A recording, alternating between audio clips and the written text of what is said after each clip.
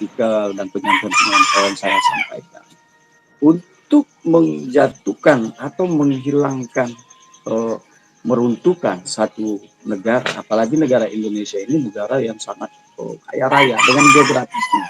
Belum lagi nggak usah lah saya menceritakan harta dan lain-lain. Untuk meruntuhkannya itu larikan mereka dari sejarah ya gitu.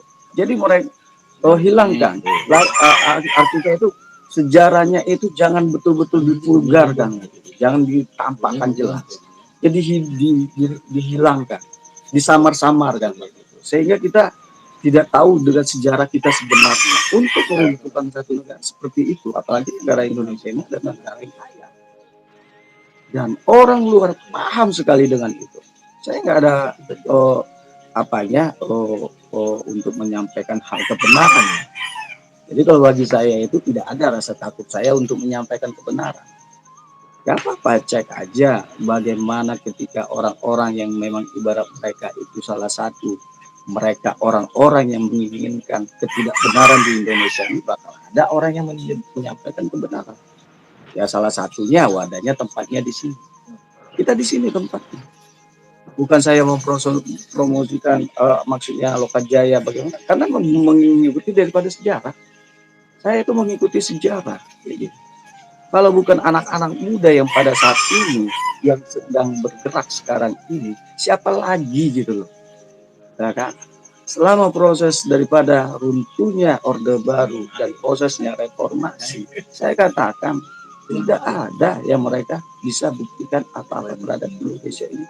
Apakah semakin membaik?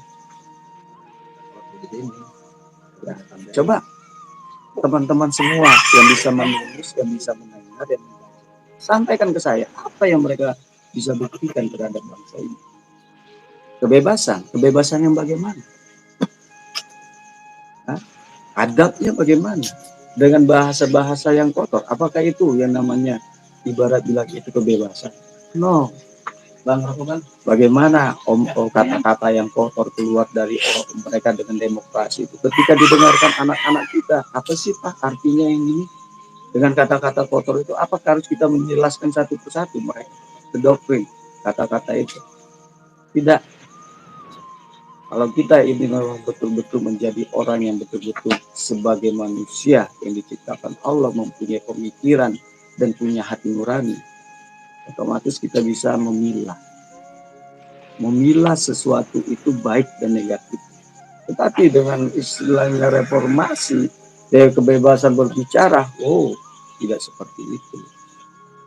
Kita dididik dari dulu itu, para leluhur itu tidak mendidik kita untuk melakukan hal itu. Tidak seperti itu. Kita harus punya hati nurani menyampaikan sesuatu itu. Maka saya sampaikan kemarin, apa yang kita terima itu jangan serta-merta langsung kita sampaikan. Kita pikirkan dulu apa yang harus kita sampaikan.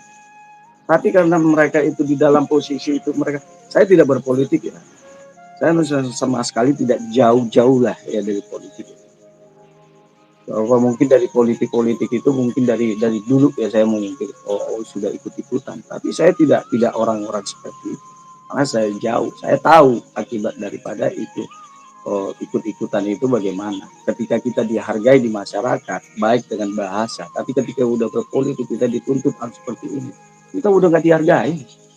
Lu dihargai, maaf bahasa saya. Kalian itu dihargai karena lu punya duit. Kalian punya kekuasaan. Nah, yang lucunya mereka itu melihat itu gitu loh. Ya, oke. Ya. Bentar Kang ya. Ini sepertinya kita dijeda dulu nih. Kayaknya ada tamu yang ingin memberikan diskusi. Mungkin kita ketemu dulu ini Kang ya. Kayaknya di situ sudah di diskusi besar nih. Oke. Oke. Baik. Nanti kita sambung lagi. Silakan lanjut. Ya, baik. Itu karena ada tamu saya tahu nih. Ya, di situ ya, tamu kan. Gak apa-apa. Ya, lanjut. Biar agak fokus ke situ karena ini ya. Oke, ya. Paham kan maksud saya? Oke. Paham. Ya, silakan. Saya undangkan narasumber dulu. Oke.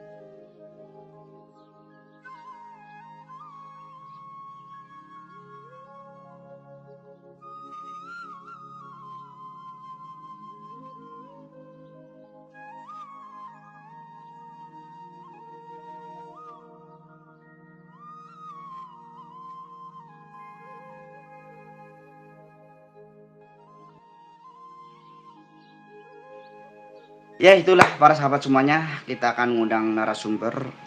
Tadi juga sangat bagus nih Bang, tentang ini, karena di situ kan lagi di rumahnya Kang Jo ya. Dan di situ juga ada tamu, insya Allah biar nggak mengganggu diskusi narasumber tadi, kita apa namanya mengundang narasumber lagi. Oke, ya bahwasanya persiapan-persiapan para sahabat semuanya apa nih untuk menghadapi gejolak alam ya, yang tentunya itu tadi ya ada alam semuanya gempa, banjir itu belum apa-apanya dibanding nanti yang akan begitu besar. Tetapi sebelum itu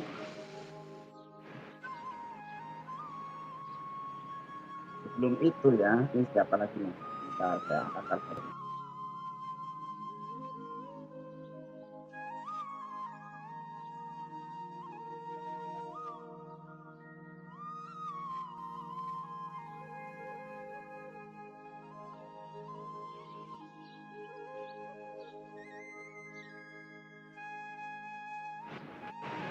Ya, itulah tadi ya bahwasannya persiapan dan seperti apa ini yang harus kita pertama kita mulai nih, orang yang diperjalankan. Kalau menurut saya dia ya, karena saya kadang dalam pencarian ini, dalam live seperti ini tuh, walaupun apa ya bahasanya, capek lah ya, capek mencari narasumber, capek mencari kesana kesini. Ntar ada yang jawab, emang ada yang nyuruh? Tidak seperti itu saudaraku. Jadi kita memulainya itu seperti apa, orang-orang yang mau mulainya itu seperti apa, itu loh. Kalau kita tidak mau, kalau menurut saya ini ya itu kan capek ya oleh rental. Nah, kalau kita tidak memulai untuk persatuan, untuk saling menyatukan rasa nih dalam orang-orang yang diperjalankan, sumpahnya di dalam 4 elemen ini, ada yang diperjalankan di elemen api, ada yang diperjalankan di elemen air, elemen bumi, elemen udara. Dengan 4 elemen ini kalau terpisah satu yang ke sana, bagaimana kita akan sempurna dalam 4 elemen ini? Tuh. Kalau seumpamanya nih Kang Joyo, Mas Kino ini diperjalankan di elemen angin, udara.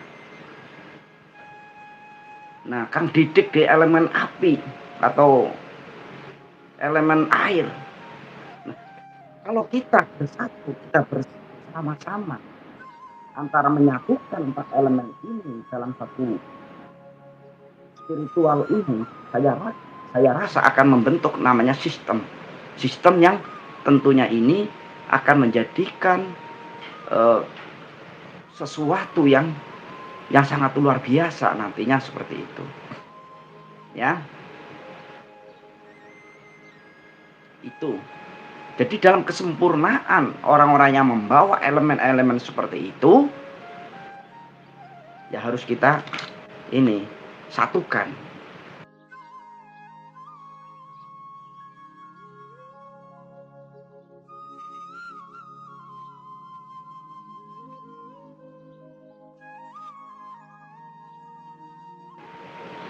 Seperti itu saudaraku.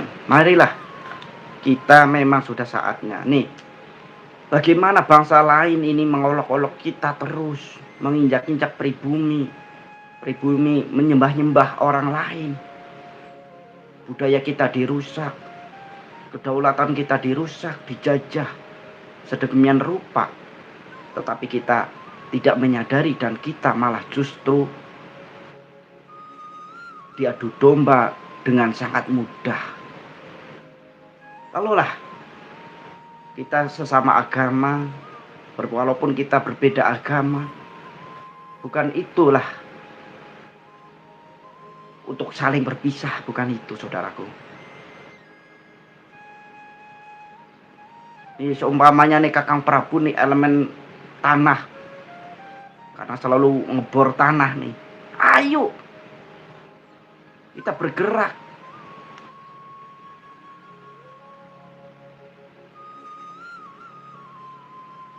Kita di sini bukan makar ya. Kita menyatukan dan memberikan suatu, kembalikan lagi sistem kebudayaan yang dimiliki di Nusantara ini.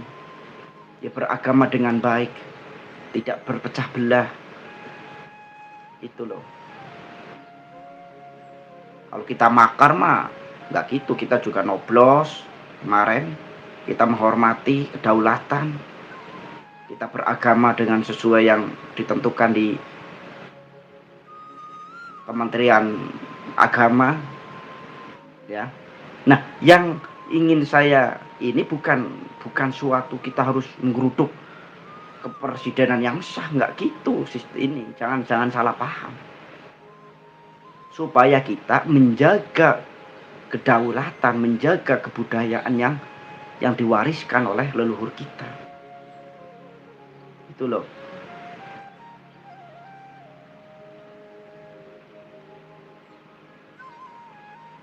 Ya. Seperti itu. Nah, dengan kejadian-kejadian yang inilah, kalau kita melihat daripada berita-berita baik di dunia sosial, baik Facebook maupun yang lain, antara saling toleransi kita sudah mulai hilang. Itu loh. Jadi kita di sini untuk menyatukan para spiritual dengan tujuan apa? Mengembalikan lagi jati diri bangsa yang di sini adalah kebudayaan yang sudah menghilang, sebagaimana yang dikatakan oleh oleh Sabdo Pahlo. Jawa hilang Jawane. Yang artinya itu mungkin sunatullah ya. Nah, jadi adu domba ya memang ini.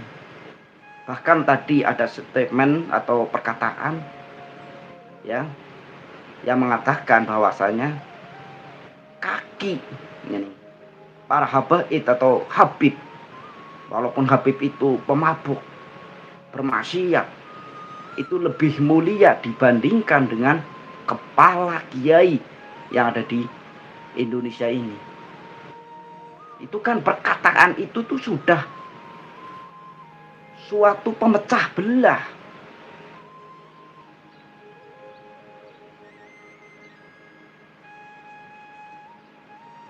Ya. Jadi seperti itu. Sebentar ya, ini saya undang narasumber dulu.